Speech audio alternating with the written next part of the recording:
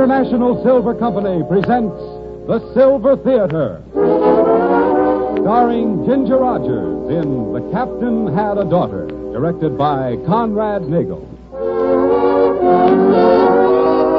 Brought to you on behalf of two of the greatest names in silverware, International Sterling, world-famous solid silver, and 1847 Rogers Brothers, America's finest silver plate.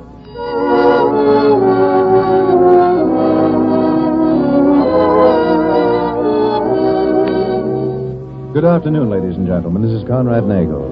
We welcome you to the ninth of the new series of Silver Theater dramatic productions. Next week, you'll hear Clark Gable. And in the following 2 weeks, Betty Davis in radio dramas written especially for them and for the Silver Theater. Today, we're proud to welcome the brilliant and lovely star, Ginger Rogers, playing in The Captain Had a Daughter, an original drama by Grover Jones and True Boardman.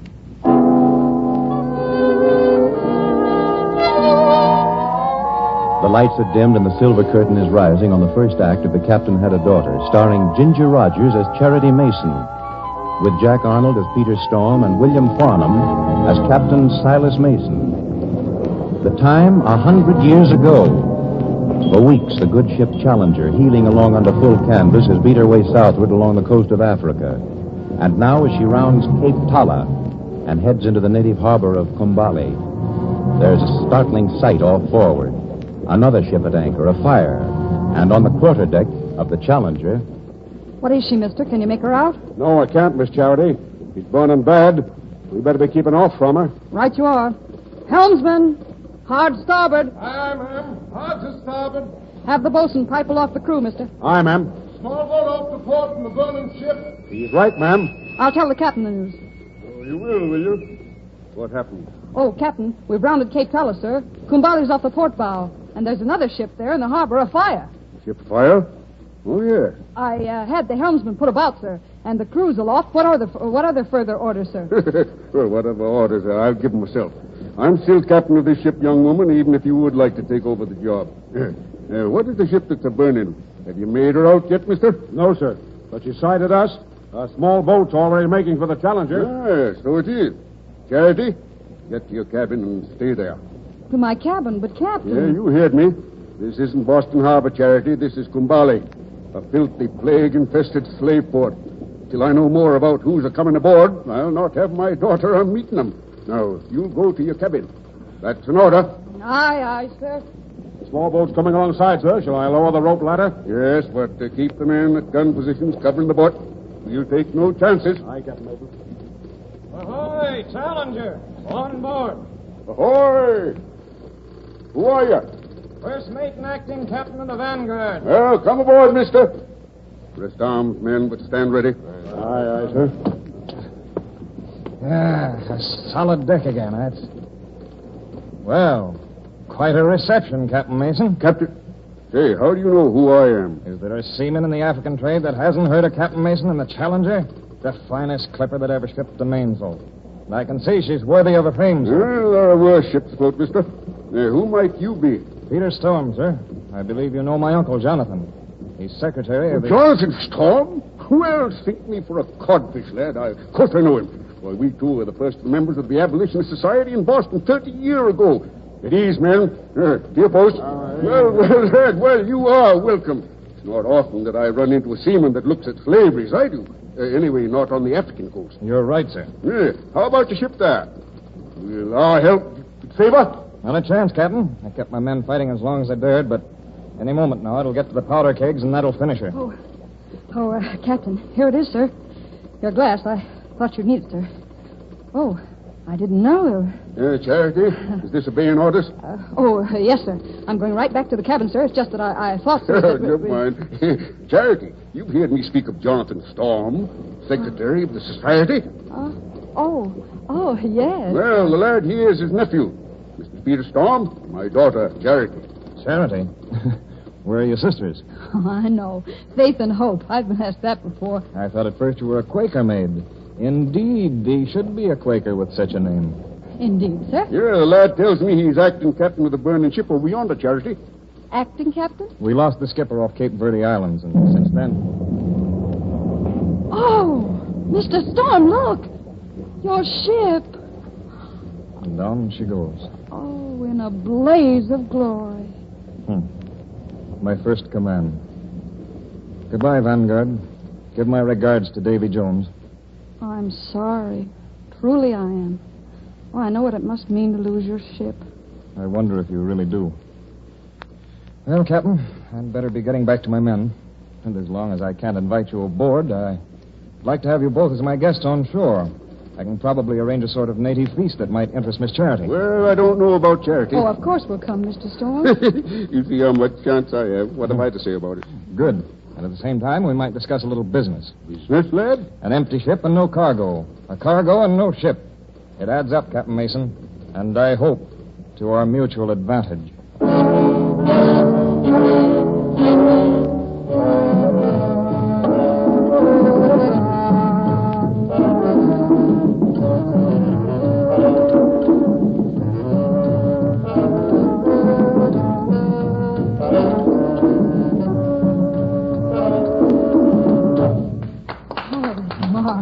All right, Majola. The dancers can go, but let the musicians stay. And there, Miss Charity, you had a perfect example of the minuet, African style. I can just see them doing that minuet at the Palace of Versailles. France would never be the same. More food, Miss Charity? Captain? More? I've eaten so damn much of these strange concoctions already that I doubt if I'll ever make the ship. Miss Charity? Oh, full to the scuppers. Good. Then suppose we get to business, sir. Oh, all right, lad. First of all, sir, I understand from LaRue, the trader, that you've called here for a shipment of palm oil and ivory. But now he has none available to sell you. That's right, lad. He tells me he's already sold all that he had to you. I'm sorry about that, but as a matter of fact, Captain, this whole situation may work out perfectly for all of us. Suppose you look at this, sir. Why shouldn't we operate as partners for this one voyage of the Challenger? Well, I'd thought of that. Why this paper? Well, sir, before I went to sea, I studied law for a while, and ever since then, I've liked to have things in black and white. Be it hereby agreed that the hereto undersigned parties... Pretty highfalutin language, young fella. What's it say? The gist of it is that you contract to take over the entire cargo originally consigned to the Vanguard, and my crew is signed on as passengers. Profits to be divided. Well, that sounds fair enough. Of course it is. If you care to settle it now, I could have my men start loading cargo at once. That way you could up anchor at dawn. Oh, Captain, straight to Boston with a full cargo. Think what it means. All right. Where's the quill? Here's one, sir. And now, Miss Charity, perhaps you'd better witness this. You certainly have a very legal mind, Mr. Storm. Very. And sometimes I find it a great asset. Majola. Father Storm. Majola, take this paper to my second officer, Mr. Marcus. Tell him to have the men start loading our cargo on board the Challenger at once. And in case of any misunderstanding, he'll show this agreement to Mr. Thorgensen, the first officer on board. As you command, Buana. Well, we'll be getting back to the ship. But you can't go back so early, sir. Well, that is, I understood Miss Charity wanted to see something of Kumbali. It happens there's a good moon tonight, and I thought the three of us could take a walk. She can wait till next Oh, trip. but there may be no next trip, please, Captain. Well, all right, if it really matters to you. But I'm done in. You go along with the lad, and I'll stay here and rest my pins till you come back. What do you say, Miss Charity? You're not afraid to meet the woman of mystery? The woman of mystery? Africa. You'll find that's what she is. A sinister but fascinating woman. Oh. With 1,000 secrets of her own you can never hope to understand. You missed your calling when you went to see Peter Storm. You should have been a poet. Come on. I'll show you how afraid I am.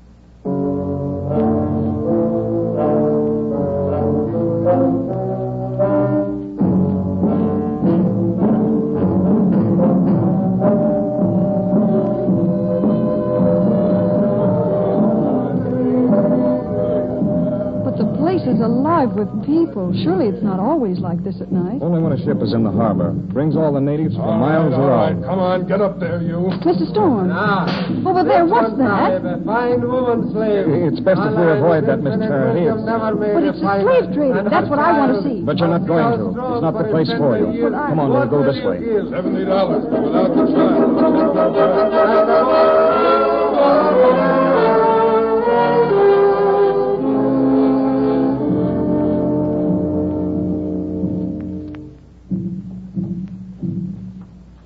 Where are we going now? You've seen one side of Coombully, the darkest side. Now I want to show you another. You're still not afraid, are you? Afraid? Of the jungle at night. It doesn't seem like night somehow. Not with that moon. We go this way. Through here. Now, what do you say to this? What should I say? It's just an arbor in the Look at the moon. walls. Look up above you. Flowers. Orchids. Probably every kind to be found in Africa. Happens to be a hobby of one of the traders here. Yes. Orchids. And they're beautiful. Oh, why, they're so beautiful they don't belong here. Nothing really beautiful belongs so near that suffering and brutality like we saw down there. My father told me once I'd hate Africa if I ever came to know it. I think he's right. Oh, I'm glad we're leaving here at dawn. Why are you so quiet? Charity, Yes. look at me.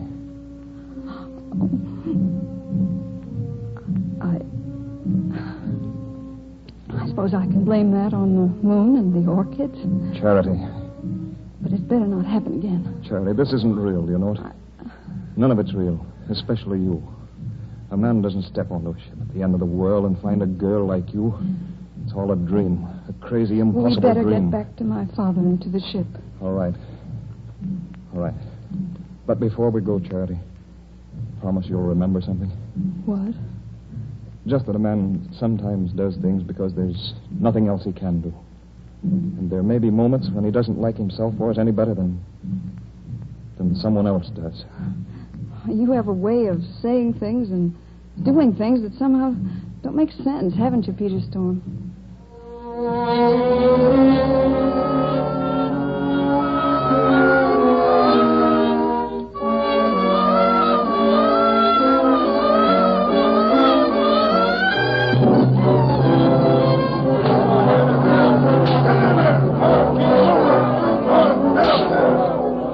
What's the matter with you, Thorgensen? Are you mad? Get those slaves off the ship. Get them off. Father, wait. It's just a mistake. Hey, I go ashore for 4 hours. I wouldn't blame it myself, Captain, but I had to follow My your orders. Both slaves and the Challenger. The man's quite right, Captain Mason. Right. What are you talking about? Merely that it's my men who are loading the slaves. Marcus, hold off there until we settle this thing. You see, Captain, they're merely carrying out the agreement you signed with me 3 hours ago. You! What? Thorgensen! Pipe all hands here. Make a slave or out of my ship, will you? I wouldn't call you men if I were you, Captain. It happens mine outnumber them, and they're better armed. Wait. Mr. Thorgensen, you read that agreement. Is he telling the truth? Yes, ma'am. Else I never would have let him come aboard. All right, Mr. Peter Storm. Go on. Go on and load your cargo. My father can't stop you. He's helpless against anyone like you. Because my father's a man, while you're a sneaking, lying, barge-scuttling rat. There's just one place in a ship where you belong, and that's strung from the yardarm. And if I have my way, I'll see you there. A pretty speech for a Quaker maid. A Quaker, huh? Very pretty. I suppose that means you've finished? Oh, no, I haven't. Go ahead, Peter Storm. Load your slaves. Load them all. But remember this. You'll never sell a man, a woman, or child that's carried on this ship. I'll see to that. The Challenger has never been a slaver, and she's not starting now.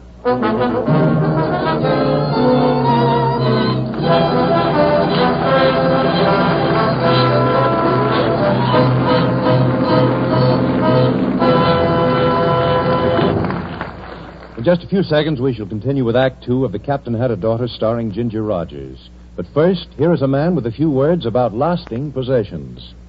John Conte. Ladies and gentlemen, many of the possessions you prize most highly, and your most expensive furniture, your most beautiful rugs and linens, are perishable possessions. But your silverware, if it's sterling silver, endures from generation to generation. And yet, even knowing that, some of you feel that you can't afford sterling silver. Well, I'd like to show you that you can. For example, right now, in time for Christmas giving, International Sterling has created a special set called, charmingly, a Me to You set, which costs but $16.75. This is a place setting for one person. 6 distinctive pieces of solid silver in the thrillingly lovely Enchantress pattern. And this is only one of the many beautiful international sterling sets, remember. There's a larger service of 30 pieces in the same exquisite pattern, which costs less than $100. And there are other patterns besides Enchantress, and larger sets in gorgeous holiday chests, which you can own much more easily than you imagine. Visit your silverware dealer as soon as you can and learn about International Sterling's convenient budget payment plan.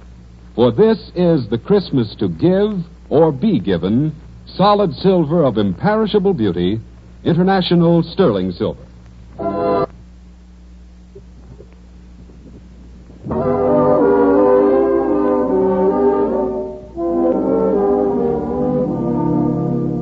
The lights are being dimmed once more, and the silver curtain is rising on the second act of The Captain Had a Daughter.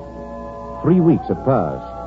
The Challenger, her hold jammed with Storm's human cargo, is far at sea.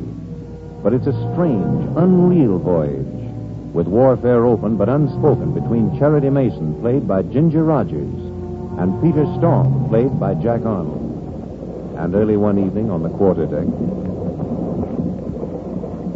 Evening, Miss Charity. How's the skipper? Not too well, Mr. Thorgensen. What's the course? West, northwest, miss. We're making good time with this wind. Might even make Havana in 10 days the way we're going. Oh, I wish we'd never get there. There go them slaves again.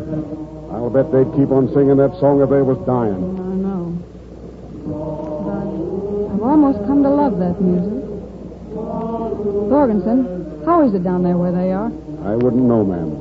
Every day I hear more lashing of the whips going on. I guess Storm's men are keeping order, but I have my own ideas about how they're doing it. So have I. Suppose you can take the watch a bit, ma'am. I thought I'd check our course on the charts. I'll take it, mister. I won't be long, miss.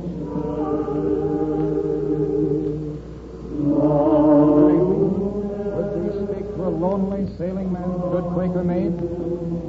Passengers are not permitted on the quarterdeck. Well, this one is. Look, Charity, maybe I'm going soft, but I'd like you to understand. I do understand perfectly. But you don't. You only look at all this from one point of view. I'm a slaver, yes. But slavery is a recognized business. If ever there's a law against it, I'll quit it. There is a law, Mr. Storm, but it's the kind you wouldn't possibly understand. There's something else you don't consider. Your father will profit from this voyage. His share will be 10 times what he could have made from an ordinary cargo. And that's all that matters. You can't conceive of anything being more important to a man than the profit that he makes. Yes, Charity, I can. From the moment I met you, I've realized there is something more important. It's that I want to talk to you about. What is that? I don't know. I'd better go below and see. Storm! Mr. Storm, sir! Here, Marcus. What is it? What's wrong below? It's bad, Storm. Majola here says the natives have been threatening to rebel, and I guess this is it. What about that, Majola?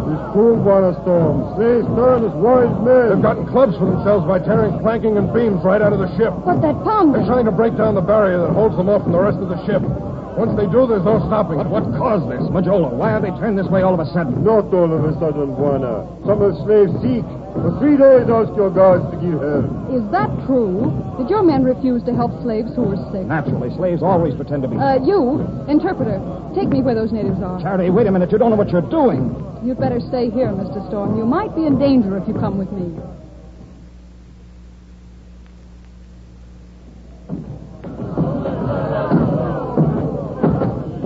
You're not going in that hole, Charity. I forbid it. You forbid. Listen to me. This pretending to be sick is an old trick with slave cargoes. They do it to get white men among them, then they kill them. You can't go in there. Oh, can't I? Morgan, Thomas, hold you. Let go of me.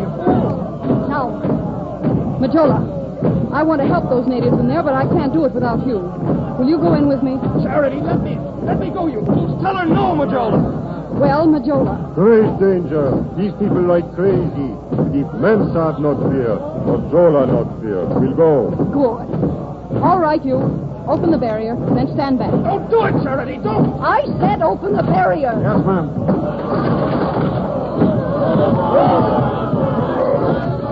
Now, Majola, Tell them the white woman is their friend. Esma, Mazunga, Mazuri, Sara, Kiki. Mazunga, Mazuri, Sara, Kiki. Tell them that she comes to bring healing to their sick. Ilina, Naniolo, Uganga, Yapi. Charity. Come, In the name Majola. of heaven, come back here. Ask them where the sick ones are. Masikini, Watu, Nawapi. Hapa, karibu. He say this way, Mem Sab. Here, this man. His legs broke. Tell him I promise him that he'll walk again. Mazunga and Jeki na wewe in Vega Baribari. Missouri, Mem Sab, Missouri. And now the others. And now, where are they? Two women here. Oh, you poor souls. It's all right. You needn't be afraid. I'm not going to hurt you. I've come to help you. Oh, they are sick. Fever. They'll have to be taken forward where I can take care of them. Now, Majola, there is something you must tell them all. Jola, wait. Tell them that if they'll give up their weapons and have faith in me, I'll promise them their liberty, all of them. Mem Sab, Biulo, como Watu na Shamba, Saki Dendagi. And now, sing some sort of chant or song that they know so that will quiet them. Start it, Majola.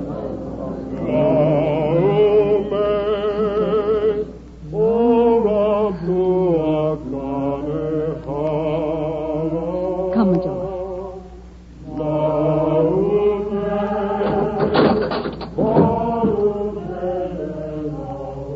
Charity, you're all right. Mr. Thorgensen, there's a man in there with a broken leg. See that it's tended to. And the women with the fever are to be carried forward where I can take care of them. Yes, miss. Charity, you're crazy and wonderful to have gone in there. Your slaves will be all right now, Mr. Storm. And I dare you to use a whip on them again. Charity, listen to me. I want you to know that... Charity!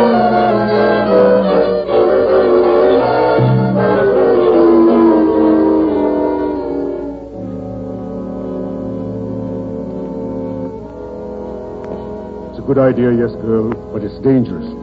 No seaman in his right mind would think of it. Would he, Thorgensen? But it's worth a chance, Captain, to keep the Challenger from being known as a slaver. I tell you, I've studied the charts for 2 days, and if they're accurate, the plan can't fail. But we've got to do it tonight. Well, all right. It's a long chance, but I'll take it. Good. Thorgensen, you change course 5 points till southward. Give the crew orders to stand by through the night. 2 points to westward, mister. Aye, sir.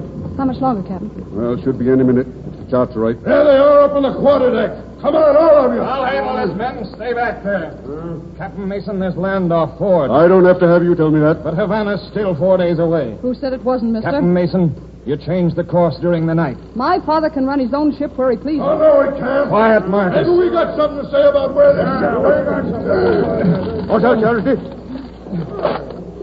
Captain, we did it! What is this? We've run aground. You're right, Mr. Peter Storm. We've run aground. Run aground in shallows where the water's only 15 feet deep, and the Challenger draws 18. Then why are we standing here? Let's get to work to get the ship afloat again. Your crew and mine, Captain Mason. We're no good. The tide is full and already falling, and there's just one way to get the Challenger afloat. What's that? To unload ballast, mister. Ballast. I'm talking about property, Peter Storm. A cargo that's nothing to you but so many pounds of weight. But weight enough to release this ship from the shallows if she were free of it. The slaves. Exactly, the slaves. And look forward. Land, mister. And do you know what land it is? Haiti, a black man's land. And freedom for every man, woman, and child in that hold. My compliments. A most ingenious plan. What are you waiting for? The agreement. My father is still responsible for the delivery of those slaves. Oh, of course. You would want that. Here you are. And again, my compliments. Thank you. And now, Mr. Thorgensen, Yes, ma'am. release the slaves. Let the men swim ashore. Women and children you'll take in boats. Aye, aye, ma'am. Oh, no, you don't. We all own a share of them slaves, and you ain't throwing none of them overboard. Ain't that right, men? Shut up, Marcus. I'm running Oh, this. no, you ain't, Storm. We're running ourselves. All right, Captain Mason. Get down from that quarterdeck. Come on, boys. You just try to get us down from here. Marcus, put away that gun. This is mutiny. All right, then it's mutiny. It's time we was taking things over here. And just because you've gone soft on the girl, Storm, don't think you're going to stop us. Oh, no. Peter, look out. Ferguson, Captain Mason, call your men. Charity, get to your cabin. Hurry!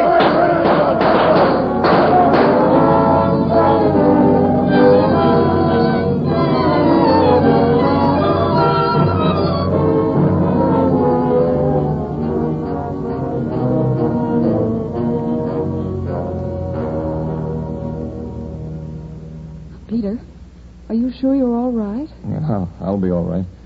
But it's not quite clear to me what happened. It was careless of me to let myself get shot. Marcus did that. Marcus? Yes, just before I hit him with a marlin spike. Oh. Don't. You must lie still. And the slaves? Oh, we put them ashore at Haiti. And your crew with them. My crew? My father let them go. Well, it was that or taking them to Boston to be tried for mutiny. Oh, I see. Well, I'll miss him at the trial. And on the yardarm, it'll be less interesting to hang alone. Suppose I told you that you'd had your trial and been acquitted. But, what? Well, Peter, tell me, why did you turn on Marcus and your men? That wasn't the action of a slaver. I was through with slavery the moment you walked alone into that mob of savages. Peter. You're right, Charity. There is a law against it. A law that I needed you to make me understand. Peter, darling. Charity Mason, Peter Storm is a man without a ship, without a cargo, without anything except the very worst of reputations. But he loves you. Oh, Charity. To kiss a defenseless man, thee indeed is a brazen wench. And not an orchid in 1,000 miles. Oh, Charity, be crazy. Just once again, say that you'll marry me. Will you, Charity? Mm-hmm. Who knows, Mr. Peter Storm? If thee has faith and hope, well, I have a great fondness for my sisters.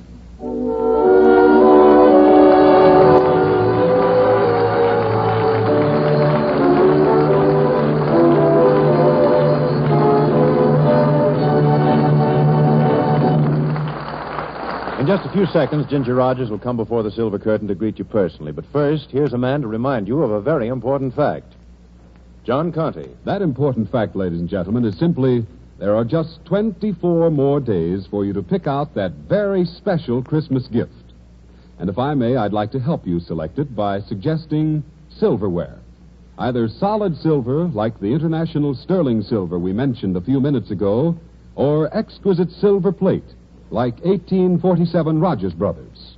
For the skill and artistry of 1847 Rogers Brothers have been famous for more than 90 years. In their latest pattern, First Love, 1847 Rogers Brothers have perfected a new technique, a type of craftsmanship that etches the floral ornament more deeply and raises it higher than ever before in silver plate. Go to your silverware dealers and ask to see the gorgeous silver theater set. It comes not only in the sensational First Love pattern, but in other stunning 1847 Rogers Brothers designs, too. A 62-piece service in a beautiful rosewood finish cabinet, which can be yours for only $59.75.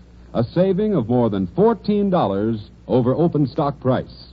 Learn what easy, convenient terms will make this lovely service yours. And resolve this Christmas to make your gift America's finest silver plate. 1847 Rogers Brothers.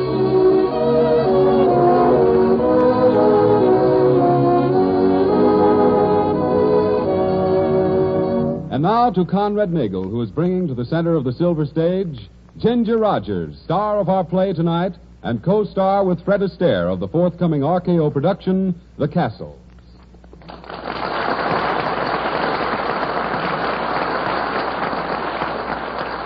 Well, Ginger, this is quite an occasion for us tonight. Thank you, Conrad. It is quite an occasion for me, too. I've looked forward to my first appearance on the Silver Theater for a long time, but I hadn't known it'd be as exciting as all this.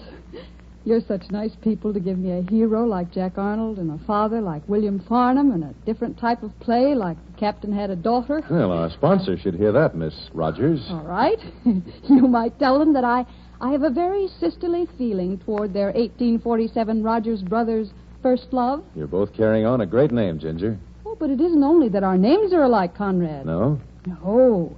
1847 Rogers Brothers First Love and I have had dinner together almost every evening since last Christmas, you see. I see, and I think it's wonderful. Good night, Conrad, and good night, everyone. Good night, Ginger Rogers. We'll expect you back on the Silver Theater soon. Next week at the same time, the Silver Theater will star Clark Gable in an original story, Danger Lights, directed by Conrad Nagel, with original music scored and conducted by Felix Mills. And in the meantime, if you want solid silver, you want International Sterling. If you want silver plate, you want 1847 Rogers Brothers, both proudly created by International Silver Company. John Conte speaking. This is the Columbia Broadcasting System.